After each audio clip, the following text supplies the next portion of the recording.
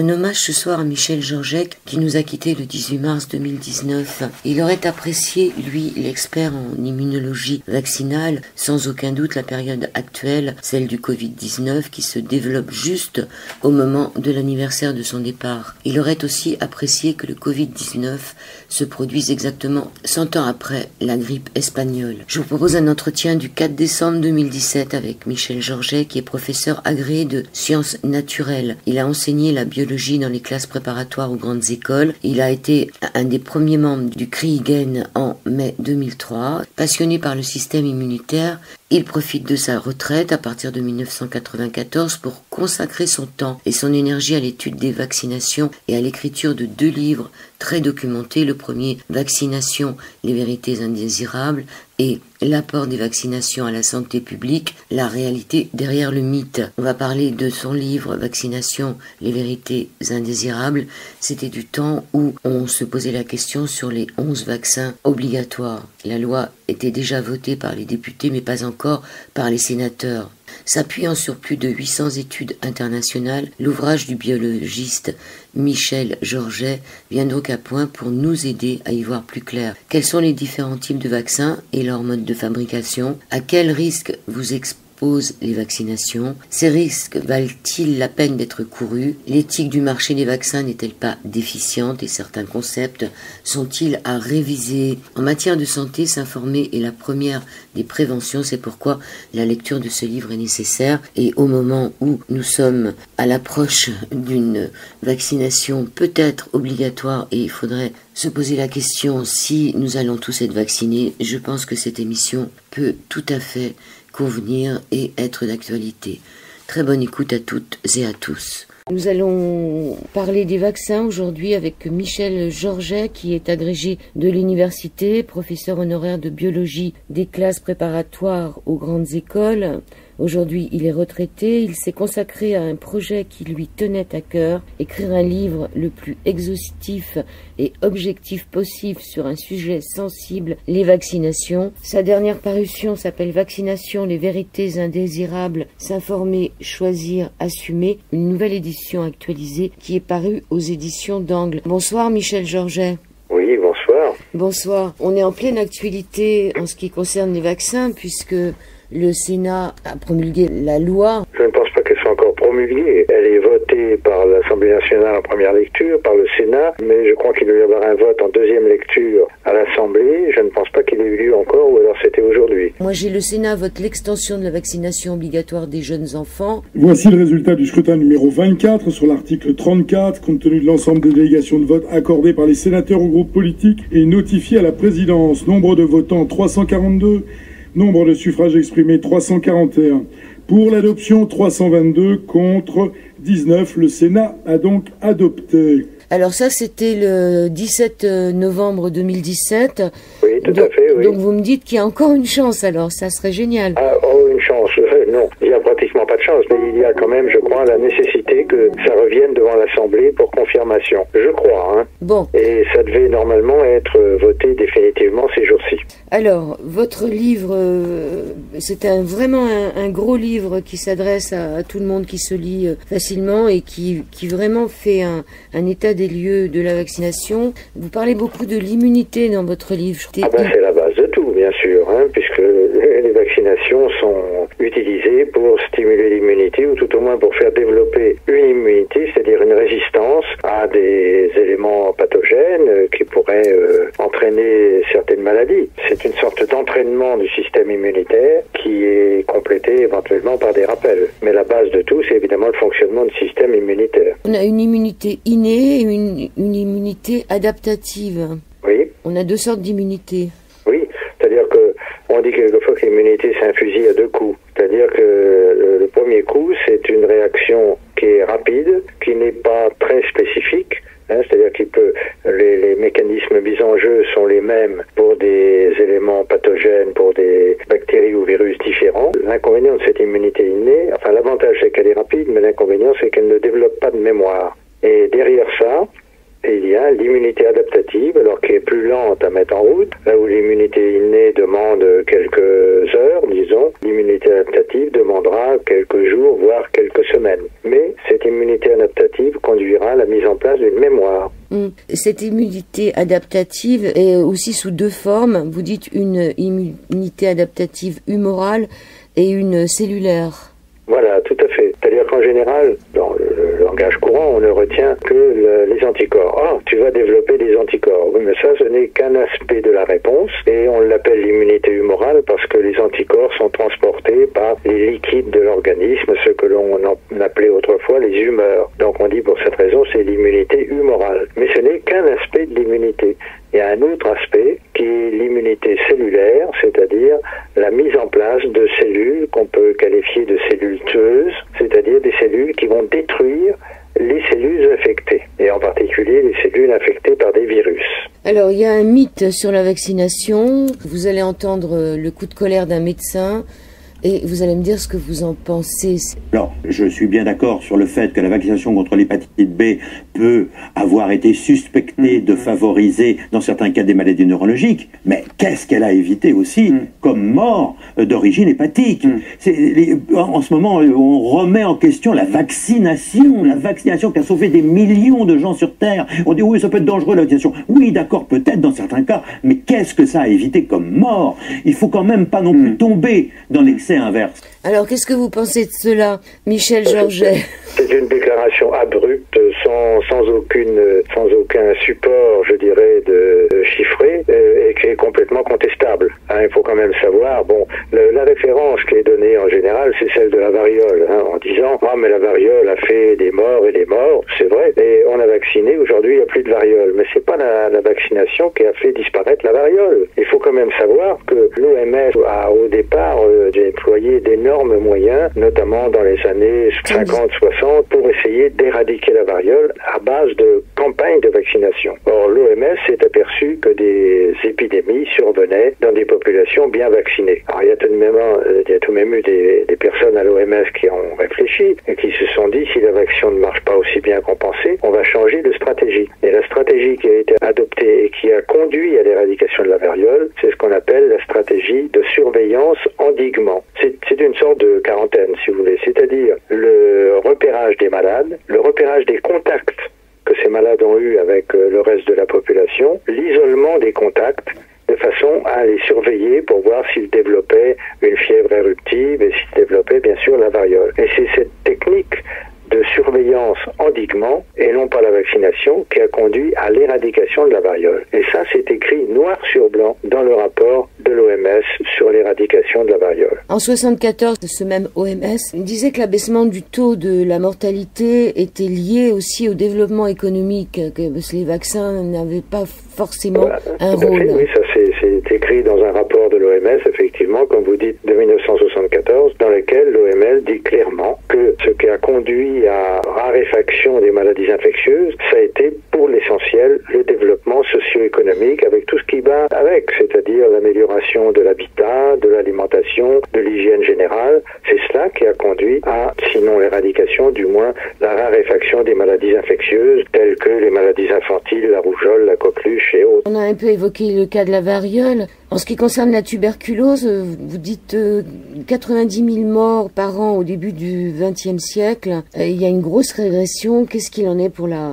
Vous dites combien de morts au début du... 90 000 morts par an au début du XXe siècle. Non, on ne parle pas du nombre de morts, on parle du taux de mortalité, c'est-à-dire du nombre de morts pour 100 000 habitants. Au début du XXe siècle, sans donner le chiffre exact, je vais vous donner les pourcentages. Il y a deux choses intéressantes pour la tuberculose. Il y a tout d'abord ce qui s'est passé en France. Et ce que l'on a pu montrer en France, c'est que entre le début du XXe siècle et 1950, l'année d'obligation du BCG, la mortalité tuberculeuse avait diminué de 85%.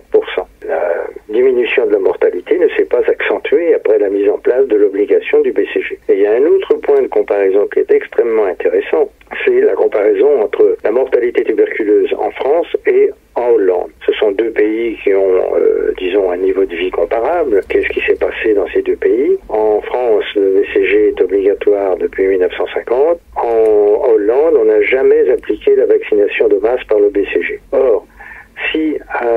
guerre, les deux taux de mortalité étaient très voisins en France et en Hollande. 25 ans après la fin de la guerre, en 1970, le taux de mortalité en Hollande était de 1,2 et il était de 8,2 en France, c'est-à-dire 7 fois plus. Autrement dit, sans BCG, la Hollande a réussi à réduire considérablement la mortalité tuberculeuse. Alors on peut se demander évidemment pour quelle raison la France n'y est pas parvenue. Eh bien tout simplement, et ce n'est pas très reluisant pour nous, c'est que la France est un pays d'alcooliques. Et j'ai toujours en mémoire ces leçons de morale qu'on avait à l'école primaire, et notre instituteur nous disait « l'alcoolisme fait le lit de la tuberculose ». Et c'est vrai. 7 fois plus en France qu'en Hollande, alors qu'en Hollande on ne vaccine pas. Qu'est-ce qu'il en est de la diphtérie qui était le cauchemar des mères dans les années 40? Alors la diphtérie, la diphtérie c'est la même chose. Évidemment on ne peut pas montrer les graphiques par la radio, et c'est dommage. En ce qui concerne la France par exemple, et puis je reviendrai après pour les autres pays, en ce qui concerne la France, le vaccin a été découvert en 1923.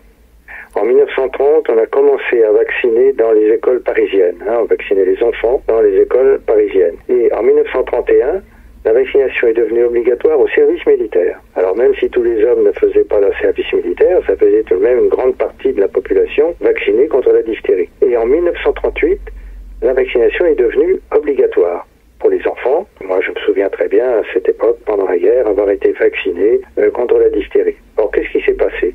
Eh bien, de 1938 à 1945, la diphtérie a littéralement explosé et elle atteignait en 1945 45 000 cas, je dis bien 45 000 cas, pas 45 000 morts, en France. Et ensuite, la régression a été extraordinaire. Alors les défenseurs des vaccinations disent, vous voyez bien, en 1945, il y avait 45 000 cas, on a vacciné, aujourd'hui il n'y en a plus, donc c'est la vaccination qui a fait régresser la diphtérie. Malheureusement, ils ne tiennent pas compte, tout au moins ils veulent cacher le fait que depuis 1930, on vaccinait de plus en plus. À partir de 1938, c'était obligatoire, ce qui n'a pas empêché la diphtérie d'exploser en quelque sorte jusqu'en 1945. Alors ça, c'est pour la France. Mais alors le problème, c'est que si vous comparez avec des pays étrangers, c'est également très intéressant. Et il y a une étude danoise qui a étudié l'évolution de la diphtérie depuis la période de la guerre et l'après-guerre. Et ça a été fait dans un certain nombre de pays du nord de l'Europe, la Norvège, la Suède, la Finlande, le Danemark, la Hollande et la France. Et qu'est-ce qu'on voit de l'évolution de la diphtérie dans tous ces pays? Eh bien, l'évolution est exactement la même, c'est-à-dire une crue dans les années 40 et une régression très rapide après la fin de la guerre. Alors que ce sont des pays qui n'ont pas vacciné. Certains ont vacciné, d'autres pas. Et par exemple, si on compare le Danemark et la Suède a beaucoup moins vacciné que le Danemark et pourtant les deux courbes sont rigoureusement les mêmes. Donc dire que c'est la vaccination qui a fait régresser la diphtérie, pour moi, ce n'est absolument pas démontré.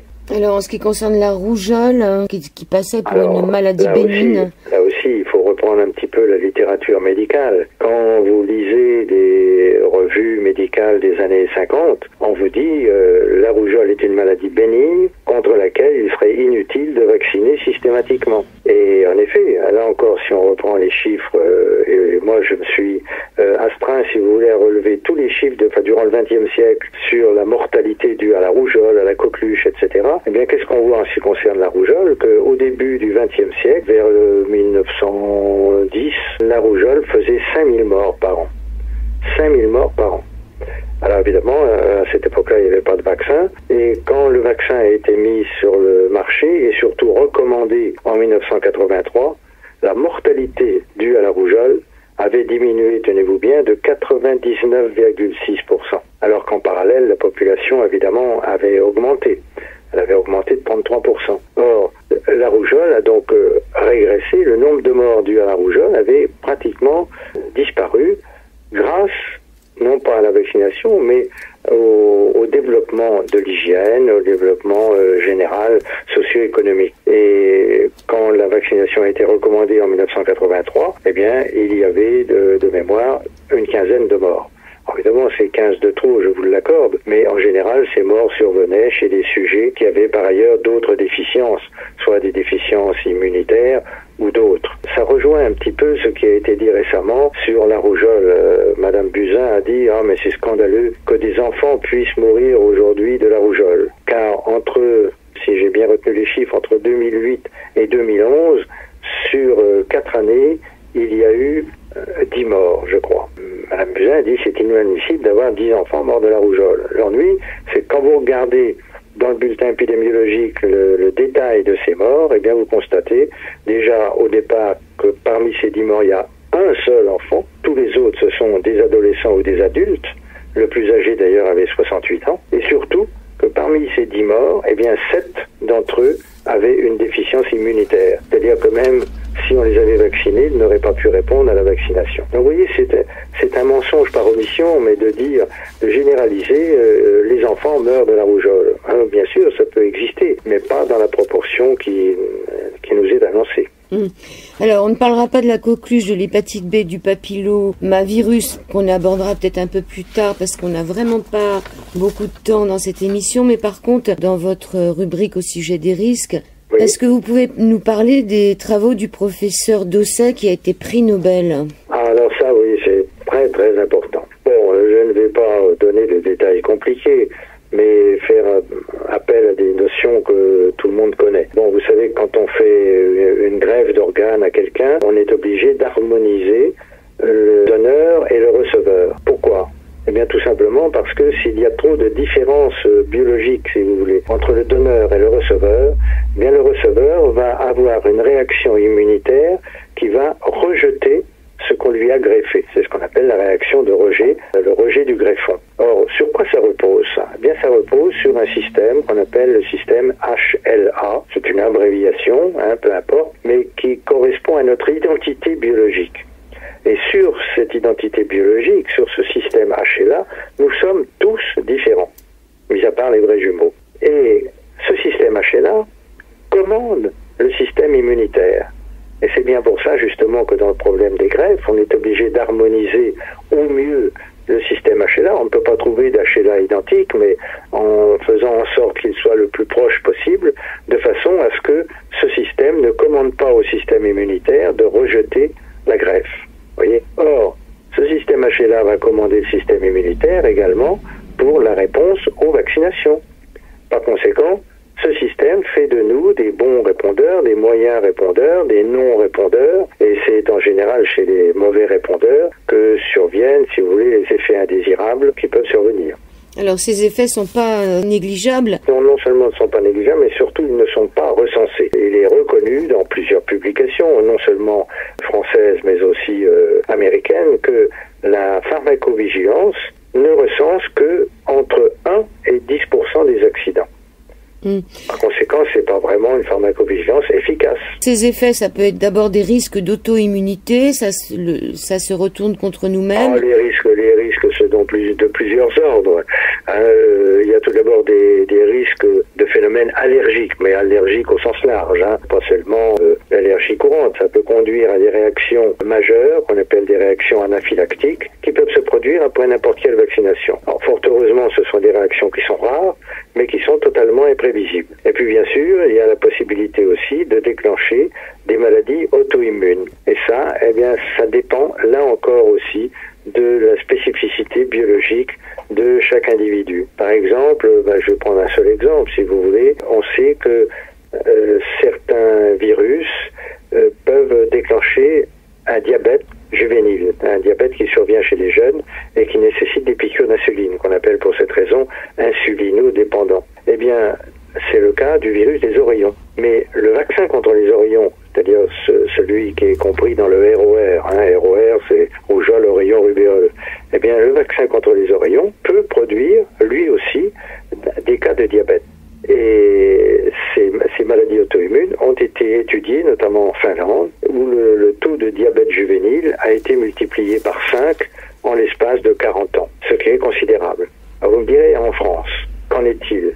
Eh bien, en France, il y a eu un registre capable de répertorier les nouveaux cas de diabète insulinodépendant chez les jeunes. Ce registre a été tenu pendant 10 ans.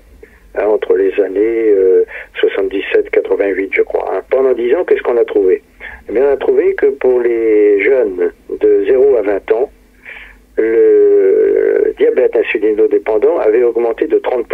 Mais si on ne considère que les nourrissons et les enfants jusqu'à l'âge de 4 ans, autrement dit la période de 0 à 4 ans, eh bien là, le diabète insulinodépendant a augmenté de 80%.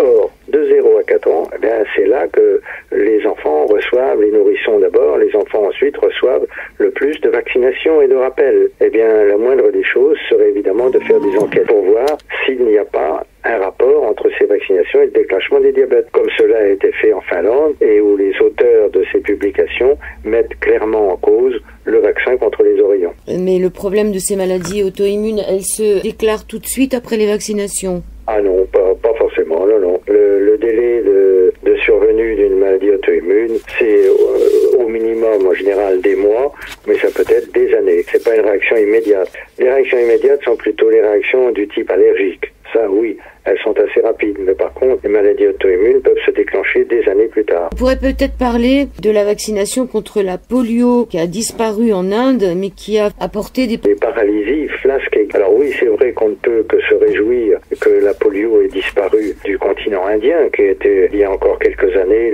la région du monde la plus frappée par la polio. Mais ce que l'on observe, c'est que depuis un peu plus de 10 ans, on observe une explosion d'une maladie qu'on appelle la paralysie flasque aiguë. De quoi s'agit-il? C'est tout simplement une maladie qui a les mêmes symptômes que la polio, d'où son nom de paralysie flasque, mais qui est 2 fois plus mortelle. L'issue est 2 fois plus grave, évidemment, que la polio normale.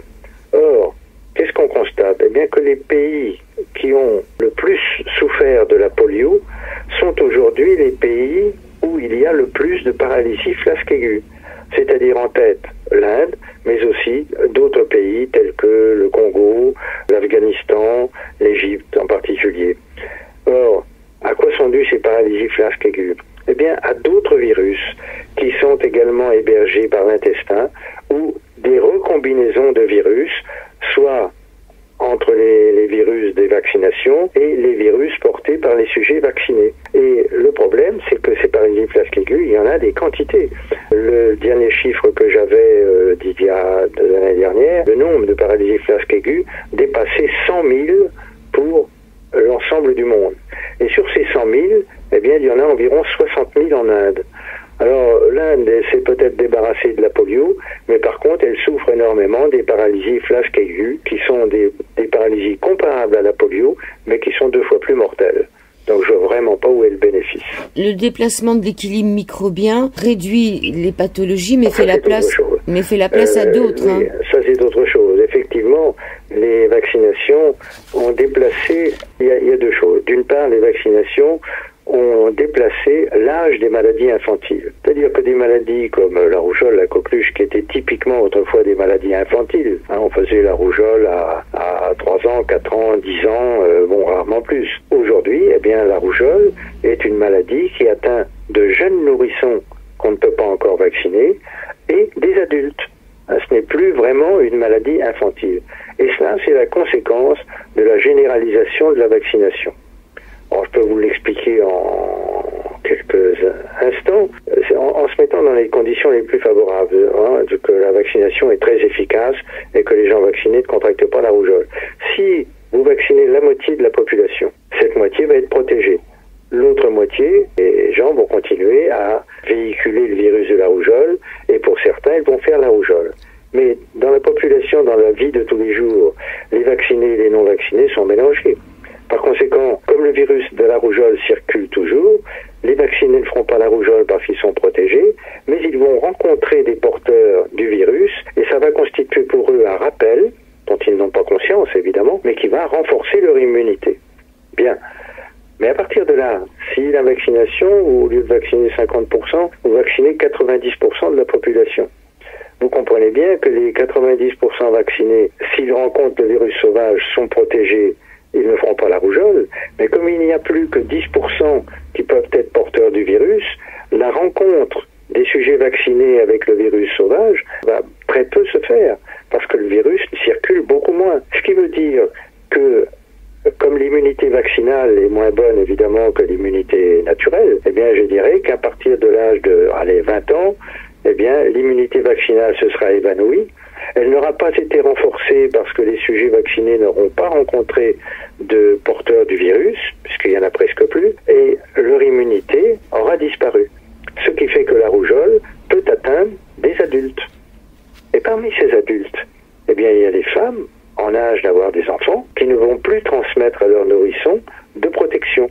Et c'est la raison pour laquelle des nourrissons de quelques mois peuvent faire la rougeole, et dans ces cas-là, la rougeole est beaucoup plus grave. Elle est également beaucoup plus grave chez les adultes. Alors Michel Georget, moi je vous répondrais qu'on n'a qu'à vacciner toute la vie les personnes de manière à ce que il y ait des rappels de cette immunité. Ça, si je vous dis ça pour rire, mais peut-être que les laboratoires vont penser qu'on peut vacciner plus souvent les gens pour réactiver cette immunité. Écoutez, je crois que la démonstration aura déjà été faite parce que le nombre d'épidémies qui sont survenues dans des populations bien vaccinées, alors c'est vrai pour la rougeole, c'est vrai pour la coqueluche, enfin, je prends les maladies infantiles comme exemple, la démonstration est faite que des épidémies peuvent survenir dans des populations très bien vaccinées. C'est pas la garantie absolue. On va faire une pause musicale, ensuite on abordera le coût et le bénéfice de ces vaccinations. Deuxième partie de cet Au-delà du miroir avec Michel Georget autour des vaccinations, ces vérités indésirables. Maintenant, on va voir le coût et les bénéfices. Alors, par exemple, pour cette fameuse hépatite B qui a fait scandale, on peut dire, qui a fait scandale, c'est que déclaration de Bernard Kouchner, tout propos critique au niveau des vaccinations ne peut venir que de sectes. Vous n'êtes pas une secte, Michel Georget, on le dit.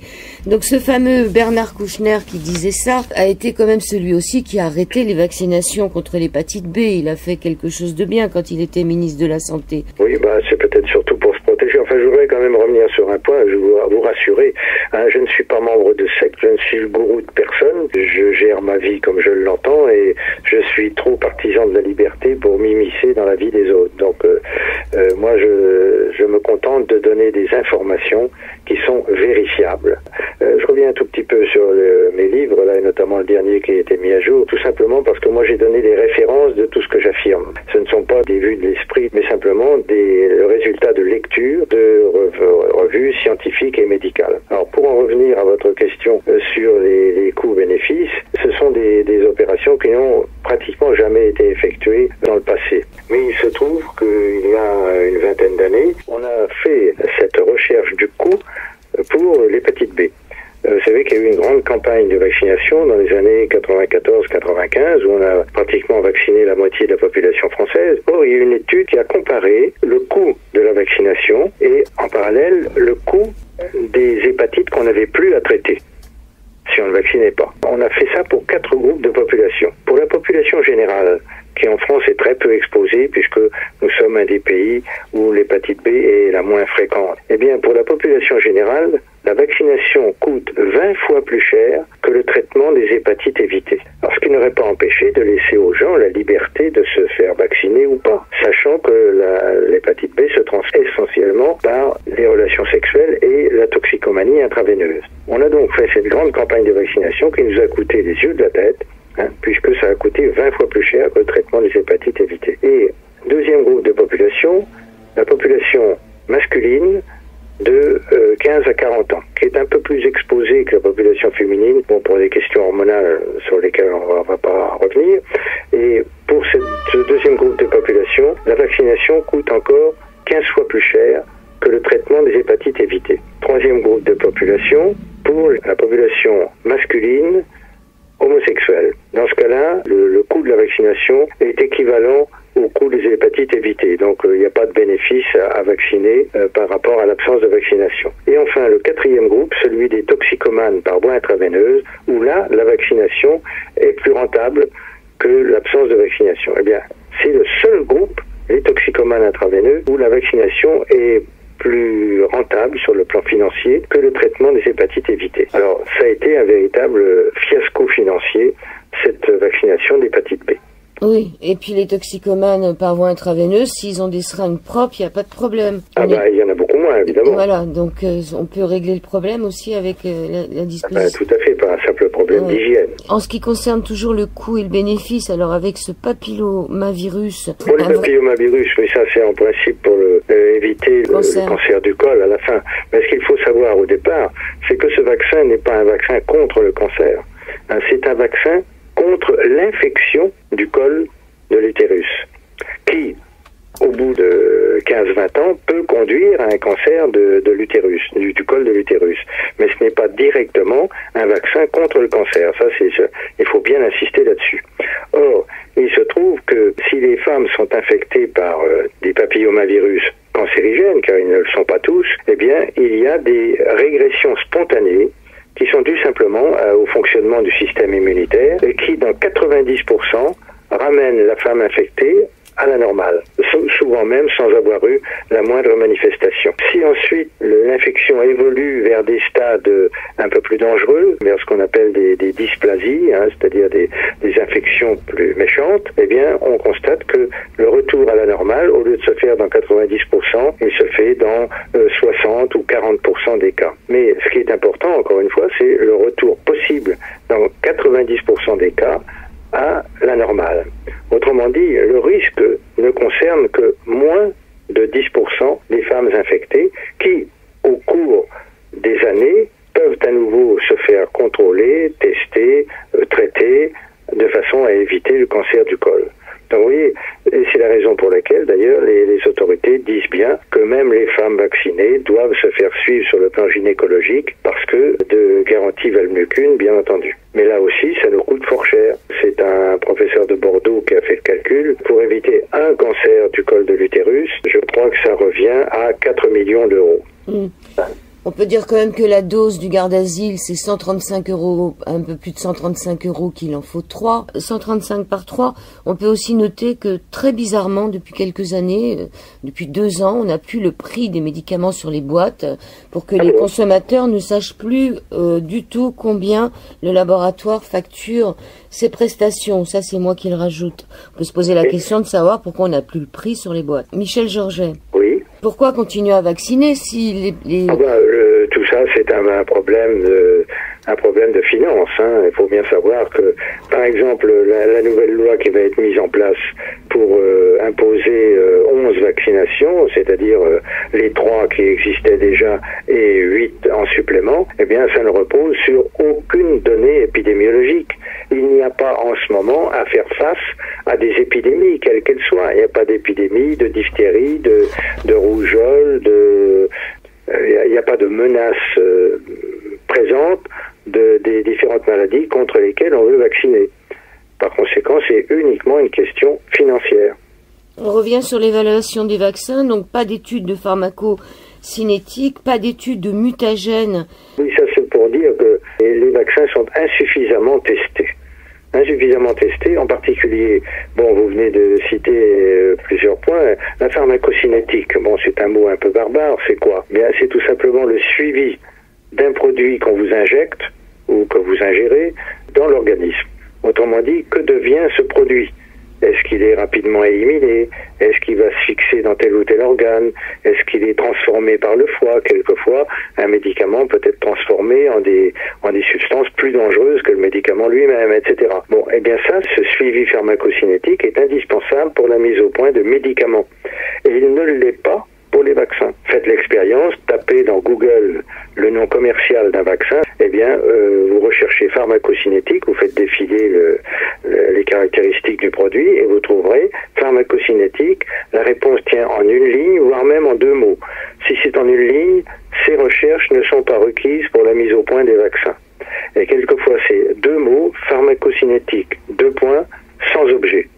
Et donc les vaccins ne sont pas suffisamment évalués. Alors ils ne sont pas non plus suffisamment évalués sur les caractéristiques qui peuvent conduire à des effets mutagènes, voire cancérigènes, comme cela est nécessaire, là encore, pour les médicaments. Alors, il y a un exemple que je voudrais prendre très important, c'est celui du cancer du col de l'utérus, enfin de l'infection du col de l'utérus par les papillomavirus, tout simplement parce que voilà un vaccin qui est dirigé contre les voies génitales des femmes pour normalement les protéger contre le développement éventuel d'un cancer. Or, le vaccin n'est pas testé sur ses propriétés éventuellement cancérigènes. Et c'est particulièrement important parce que si vous recherchez là encore la composition du vaccin, ben vous vous apercevez que dans le Gardasil, qui est le vaccin le plus couramment utilisé, eh bien il y a un conservateur, bon, qui est là pour assurer la stérilité du produit. Il y a un conservateur qui est le borax. Bon, le borax, c'est quoi? C'est un composé chimique, du borate de soude, et qui, selon les règlements européens, ne doit être transporté dans des récipients que s'il présente le logo à tête de mort. Alors déjà, c'est pas très réjouissant, et ce logo est accompagné de 2 références, R60, R61. Alors si vous recherchez ce que ça veut dire, vous pouvez rechercher également sur Internet, R60, ça signifie peut altérer la fertilité. Et R61 peut altérer le développement de l'embryon au cours de la grossesse. Alors voilà un vaccin qui contient un conservateur susceptible d'altérer les voies génitales et la grossesse. C'est absolument scandaleux que des études de cancérogénèse ne soient pas effectuées auparavant pour voir si le vaccin lui-même ne peut pas avoir des effets cancérigènes. Et ça me rappelle une autre histoire des années 60, on dira, 60-70, où les femmes pouvaient prendre un produit qui s'appelait le Distilbène. Et ce Distilbène, c'est une hormone de synthèse qui était normalement donnée aux femmes pour éviter les fausses couches. Bon, jusque-là, très bien, pourquoi pas, mais il s'est avéré que dans la suite, un certain nombre de femmes qui ont pris ce Distilbène ont développé des cancers des voies génitales. Et alors encore, on peut dire, bon, pas de chance, bon, on l'a constaté, on ne va plus prendre de Distilbène. Mais ce qui est beaucoup plus grave encore, c'est que les filles de ces femmes qui ont pris du Distilbène, les filles qui, elles, n'ont pas pris ce médicament, eh bien, ont des difficultés à conduire leur grossesse et peuvent également avoir, dans certains cas, des cancers des voies génitales. Et pire encore, les petits-enfants aujourd'hui, des femmes qui ont pris du Distilbène dans les années 60-70, eh bien, les petits-enfants présentent, aussi bien les petits garçons que les petites filles, ont présenté des anomalies de l'appareil génital. Autrement dit, voilà un vaccin qui a eu des effets transgénérationnels, non seulement sur les femmes qui ont pris le vaccin, mais également sur leurs enfants et petits-enfants. Eh bien, qu'en sera-t-il des fillettes que l'on vaccine aujourd'hui par le Gardasil, qui contient un produit capable d'altérer la fertilité? Mais je pense qu'on veut vacciner les garçons aussi. Ah ben ça c'est dans les tiroirs. Non, mais les garçons pour un col de l'utérus. J'ai eu une interview de Madame Buzyn qui dit clairement, quand on lui pose la question de comment vont évoluer les lois d'obligation, eh bien elle dit clairement qu'on pense sérieusement à rendre obligatoire la vaccination contre le papillomavirus, non seulement pour les fillettes, mais aussi pour les garçons. Il est même envisagé de faire ces vaccinations dans le cadre scolaire, comme ça a été fait pour l'hépatite B dans les années 90. On va écouter Agnès Buzyn sur Public Sénat au sujet de l'extension des vaccins obligatoires, nous dit que nous devons prendre nos responsabilités. Ensuite, on entendra Laurence Cohen, qui n'est pas trop d'accord. On va écouter Agnès Buzyn. Oui. Monsieur le Président, je vais répondre à Madame Cohen sur les adjuvants aluminiques, puisqu'il s'agit d'un problème bien français. Je rappelle d'ailleurs que l'Organisation mondiale de la santé a clairement dit que d'un point de vue épidémiologique, la myofasciite à macrophages était une maladie qui n'avait été observée qu'en France, à l'exception de quelques cas, qu'en France. Donc nous avons donc effectivement une équipe qui a décrit une maladie qui n'existe qu'en France, qui n'est pas reconnue par l'OMS et qui émet le doute sur l'imputabilité des adjuvants aluminiques par rapport à cette maladie. Ok, le doute est là. 90 ans de recul avec les vaccins à base d'aluminium. 90 ans de recul. Des centaines de millions de doses injectées dans le monde. L'Organisation mondiale de la santé a produit un rapport sur les adjuvants et a conclu à l'innocuité. Les académies de médecine françaises, le Haut Conseil de santé publique, toutes les agences de sécurité sanitaire du monde, la FDA américaine, l'Agence européenne du médicament, qui font de la pharmacovigilance, concluent à l'innocuité des vaccins à base d'adjuvants aluminiques. Alors, je veux bien qu'en France, on continue de douter. Une équipe travaille, ses projets sont financés, elle répond à des appels à projets et personne ne lui empêche de travailler sur un sujet. Mais à un moment, nous devons prendre nos responsabilités. Ces vaccins existent, ils sont efficaces, ils sont complètement sécurisés, nous connaissons parfaitement leurs effets secondaires. Depuis 90 ans qu'ils sont utilisés et je dis simplement qu'aujourd'hui nous avons des enfants en France qui meurent parce que vous instillez le doute sur un effet secondaire hypothétique avec un lien plus qu'hypothétique d'un adjuvant qui est produit et qui est utilisé depuis 90 ans. Donc je dis que ça suffit, je dis qu'il faut prendre ses responsabilités et je les prends. Par ailleurs, je souhaite dire que pardon, excusez-moi, j'ai oublié ce que je voulais vous dire, ce qui prouve que je suis émue, Madame Cohen, mais bien sûr qu'il faut financer la recherche. Rien n'empêche ces équipes de postuler et d'accéder à des financements de recherche, comme toutes les équipes du monde. En France, il n'y a pas de recherche avec des financements fléchés. Tous les chercheurs répondent à des appels à projets et voient leurs recherches financées. Et donc personne n'interdit à M. Gherardi de poursuivre ses recherches, bien entendu. Donc, je raconte des mensonges, je peux vous dire lesquels. Quand elle dit que c'est un problème franco-français et qu'il n'y a pas de cas de myofasciite à macrophage en dehors de la France, c'est faux. Regardez dans mon livre, je donne des exemples de publications où il y a des cas à l'étranger. D'autre part, quand il dit mais M. Gherardi est libre de continuer ses recherches, oui, bien sûr, il est libre, mais il n'a pas de financement à ce sujet-là. Moi, je vais vous faire la publicité du livre qu'il vient d'écrire, qui est excellent. M. Gherardi a écrit un livre qui s'appelle Toxic Story. Oui, je sais, j'ai fait une émission avec lui il y a quelques temps. Oui, donc, si vous lisez ce livre, vous vous rendez compte de tous les bâtons qu'on a pu mettre dans les roues pour qu'il ne puisse pas conduire ses recherches à bonne fin. Alors il est facile de dire qu'il peut poursuivre ses travaux si on lui met des bâtons dans les roues et qu'on ne lui donne pas des financements pour le faire. Eh ben, on va écouter quand même au Sénat, il y a quand même une femme qui défend aussi, c'est Laurence Cohen. On va l'écouter, oui. Ça dure très peu de temps. C'est quand même terrible quand on n'écoute pas les arguments des uns et des autres. Est-ce qu'ici, dans l'hémicycle, y compris moi, j'ai proposé qu'on supprime les vaccins, qu'on ne vaccine pas? C'est pas la proposition. Il y a un problème qui est un problème d'ordre scientifique qui pose la difficulté au niveau des adjuvants aluminiques. Est-ce qu'il y a des alternatives? Oui. C'est seulement, je vous rappelle, dans les années 70 que Pasteur a décidé, l'Institut Pasteur a décidé de retirer l'aluminium comme adjuvant aluminique. Il y a des alternatives qui s'appellent le phosphate de calcium. Il y en a d'autres. Je pose une question. Si cette équipe du professeur Gherardi n'est pas crédible, et moi je ne suis pas apte à juger de la crédibilité, j'ai lu des travaux, c'est tout. Je dis pourquoi le ministère de la Santé, pour faire taire, à la limite, les mauvaises rumeurs, les mauvaises intentions, ne finance pas une équipe pour une recherche qui va aller jusqu'au bout. Quand j'entends dire, il y a quelques, finalement, oui, des dégâts, collatéraux, bénéfices, risques, etc. Mais quand vous voyez des patients atteints du syndrome de myofasciite à macrophage, franchement, que ce sont des personnels de santé qui vous décrivent leur syndrome, eh ben, c'est pas anodin. Donc je pense que c'est quand même important d'aller jusqu'au bout de cette recherche. Et pourquoi on ne va pas jusqu'au bout de cette recherche? Pourquoi on ne débloque pas de l'argent pour aller jusqu'au bout? Pourquoi quand une équipe en Italie fait l'analyse des vaccins, de tas de vaccins, les seuls vaccins purs, sans particules, etc., et de tous ordres, y compris des métaux, ce sont des vaccins pour les chats? Moi je suis désolée, ça pose problème. Alors qu'on me dise que j'ai tort, soit, mais comme on le prouve scientifiquement.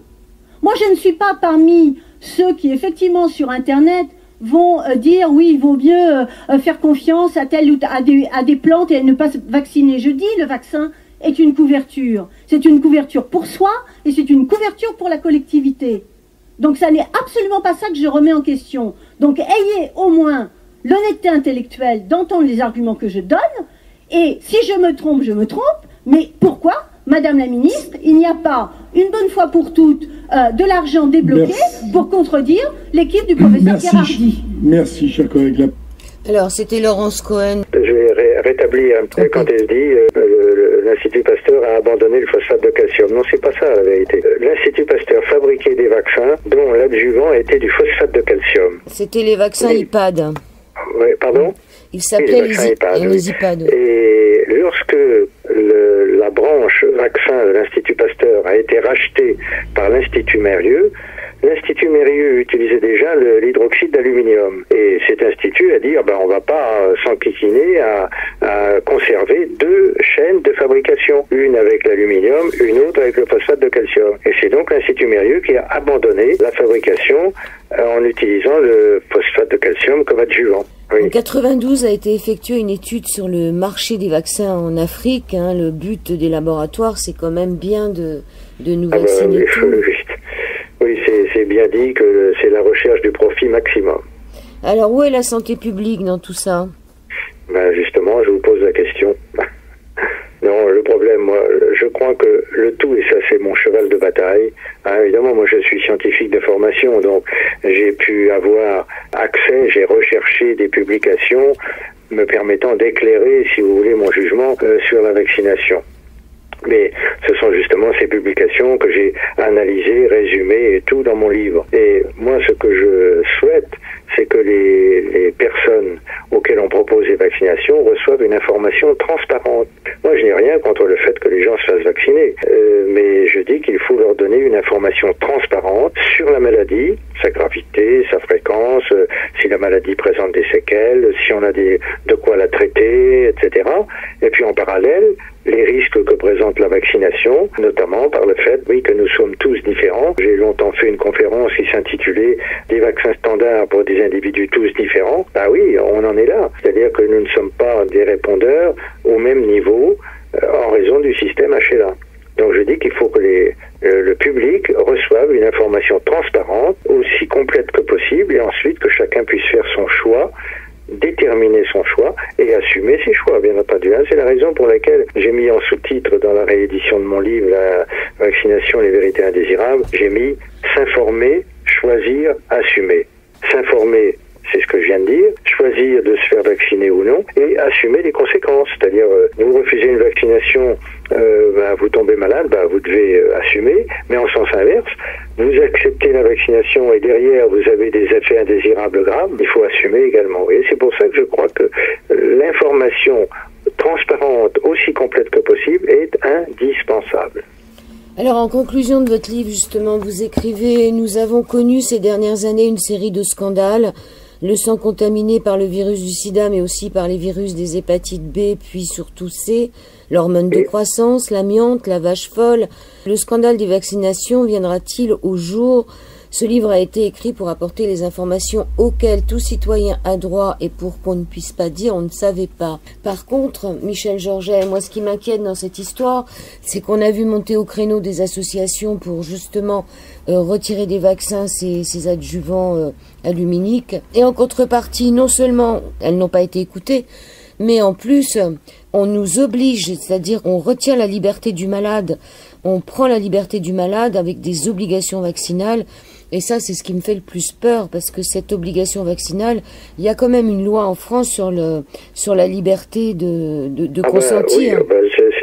Cette nouvelle loi va contredire un certain nombre d'autres éléments juridiques, en particulier les éléments de la loi Kouchner, où l'on dit qu'on ne peut pas administrer un traitement qui soit préventif ou curatif sans l'accord préalable de l'intéressé, accord qui peut être retiré à tout moment. Et puis c'est une contradiction également avec la Convention d'Oviedo, où il est dit clairement dans un de ses articles que le bien-être de l'individu doit surpasser celui de la science et de la société. C'est-à-dire qu'on met vraiment en avant l'individu qui ne doit pas subir des éléments qui le seraient imposés par la science ou par la société. Et là, on est en pleine contradiction. Absolument. Et donc, c'est vraiment inquiétant, cette perte de liberté et cette prise de pouvoir par l'État sur des enfants qui, en plus, sont tout petits. C'est-à-dire que dans votre livre, si j'ai bien compris, les vaccinations, vous n'êtes pas contre, mais il faudra attendre que le système immunitaire soit un petit peu plus... Bien sûr, le système... Et beaucoup de membres du corps médical qui sont très favorables aux vaccinations disent actuellement c'est trop et trop tôt. Parce que le système immunitaire n'est absolument pas mature à l'âge de 2 ans, ni même à l'âge de 2 mois. Les vaccinations commencent à l'âge de 2 mois. Or là, le système immunitaire n'est pas mature du tout. C'est la comparaison que je prends souvent, c'est que, si vous voulez, un enfant, il naît avec des cordes vocales, avec des bras, des jambes, etc. Le nourrisson, il émet des sons, mais il ne parle pas. Parce que tout ça, ça doit être éduqué. Le nourrisson, il a des jambes, mais il ne marche pas, parce que la marche, c'est également un apprentissage. Eh bien, le système immunitaire, c'est la même chose. Il a des composants qui sont en place dès la naissance, mais dont le fonctionnement n'est pas assuré avant un âge qui peut-être, qui est souvent donné comme étant celui de 4 ou 5 ans, certains même disent plus. Mais 4 à 5 ans, c'est un minimum. Alors à 2 mois, il est évident qu'un nourrisson n'a pas son système immunitaire mature. Et si on regarde le calendrier des vaccinations qui va être proposé en 2018, c'est tout avant 2 ans et c'est vraiment, c'est des enfants qu'on prend avant 2 ans. On pourrait penser que ça va être des enfants sacrifiés.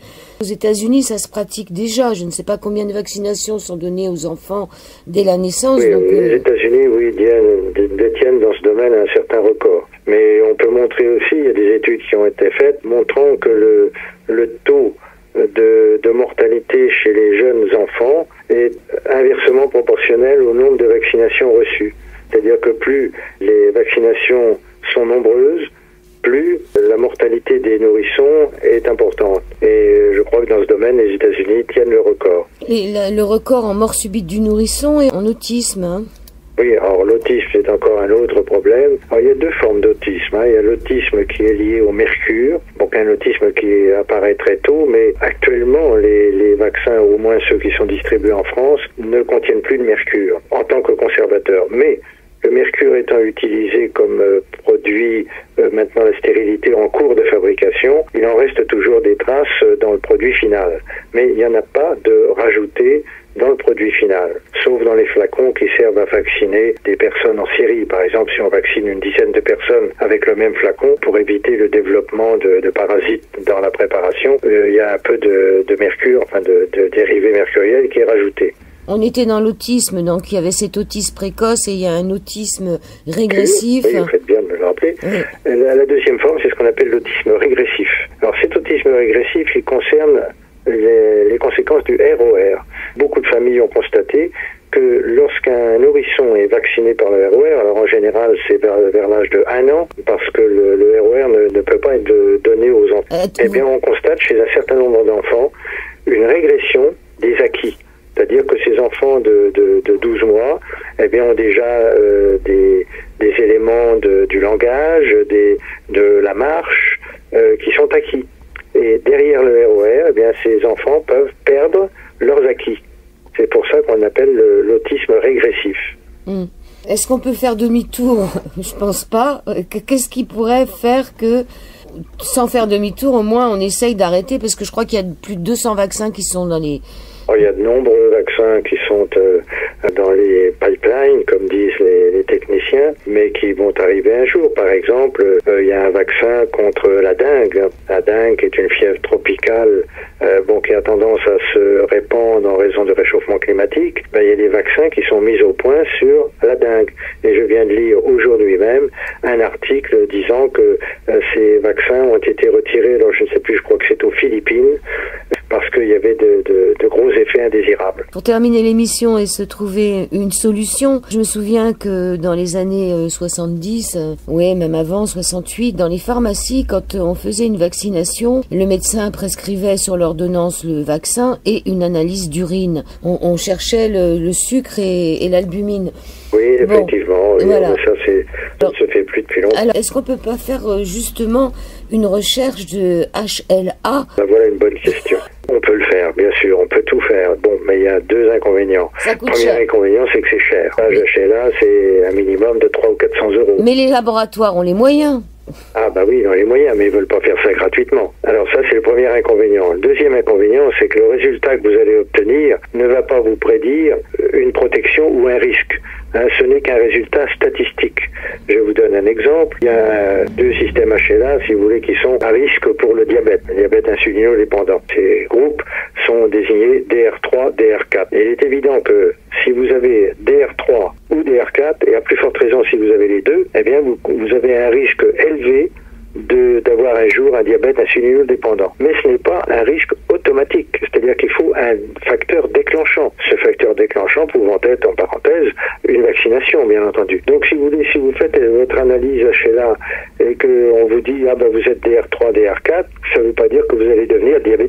mais ça veut dire que vous avez un risque plus élevé que les personnes qui n'ont pas ces deux groupes. Michel Georget. Oui. En ce qui concerne le principe de précaution, si je suis une maman, si je fais cette analyse à mes frais là, de HLA, et si je trouve que mon enfant ne peut pas être vacciné ou a des risques futurs, est-ce que je peux présenter ça pour éviter les vaccinations? Vous pouvez toujours le présenter, mais je ne vous garantis pas que ce soit accepté. Donc il n'y a plus aucune... Normalement, un médecin doit connaître ça. Et par conséquent, en conscience, il ne devrait pas forcer les mamans à vacciner, à plus forte raison si les mamans apportent des éléments, soit des antécédents familiaux, soit des éléments d'analyse de l'enfant. Bon, un médecin conscient de ses responsabilités ne doit pas vous imposer la vaccination. Mais est-ce que le médecin, maintenant, aura le droit de dire contre-indication vaccinale? Est-ce qu'il aura encore le droit, avec cette nouvelle loi, de dire non? Je pense que les contre-indications seront toujours à l'ordre du jour, mais elles seront sévèrement contrôlées. Et donc ça peut être un moyen, avec cette analyse HLA, là, de... Ça peut être un moyen, mais comme je vous l'ai dit, c'est pas quelque chose d'absolu. Je rappelle le titre de votre livre, Vaccination, au pluriel, les vérités indésirables, c'est paru chez Dangle. Vous vous appelez Michel Georget. Moi, je croise les doigts pour tous ces enfants à naître, qui vont... je croise les doigts vraiment pour eux. Comme dirait Isabelle Adjani, elle va fort, elle dit que cette vaccination, c'est un crime contre l'humanité, mais bon... Et l'immunité. Et l'immunité, oui. Et l'intégrité, puisque finalement... Oui, j'ai vu ça. Oui. Donc je la remercie, cette Isabelle Adjani, d'oser dire tout haut. Voilà, comment on peut utiliser des enfants qui sont tout petits comme ça, sans se poser plus de questions, et surtout obliger les mères à vacciner des enfants alors qu'elles ont peur, hein, ce que disait... ça c'est sûr, mais justement, c'est sur la peur que reposent toutes les incitations à la vaccination. Si un jour votre enfant est malade, ce sera votre faute. Voilà ce qu'on dit à la mère. Alors comme la mère a peur, elle accepte. Oui, et puis on rappelle quand même, moi j'appelle ça quelque chose de vraiment... j'arrive pas à trouver les mots, mais qu'on va vacciner des petites filles avec des risques plus tard d'avoir sur des générations des problèmes de fœtus, et c'est vraiment se poser la question de savoir quel sera le sort de l'humanité. C'est ce que je vous ai expliqué tout à l'heure. Ouais, le sort de l'humanité, hein. On s'en prend aux enfants pour déformer ça fait un petit peu peur. Je vous remercie beaucoup. Je vous remercie vraiment beaucoup, Michel Georget. Merci à vous. Merci d'avoir écouté cette émission sur l'antenne d'IDFM. On se retrouve la semaine prochaine, si vous le voulez bien, sur le 98 de la bande FM. Très bel été à toutes et à tous.